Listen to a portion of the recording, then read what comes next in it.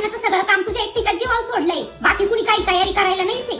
आणि तू बी काय काम करून लई बोंब पाडीती ना, तुला इथं घरातलंच व्हाय ना आणि चालली लग्नाची तयारी करायला. तुला बी कुठे जायचं म्हटल्यावर पार नवरी हो का बावरी हो. आणि काय ग तुझ्या आई बापाला काही कळतं का नाही? अगं अरीच सरी येऊन पुरीच्या सासरी आमंत्रण द्यावं का आमच्या पोराचं लग्न आहे. निघिसता फोन केला आणि झालं सगळं आणि तू बी लगेच चालली तोंड घेऊन. अय बाया, एकटी जायचं असेल तर जाय, नवऱ्याला नको घेऊन जाऊ एवढ्या दिवस आधीच. त्याचं काय काम आहे? येईल तो लग्नाच्या दिवशी एक तास आधी. कशाचं आहे?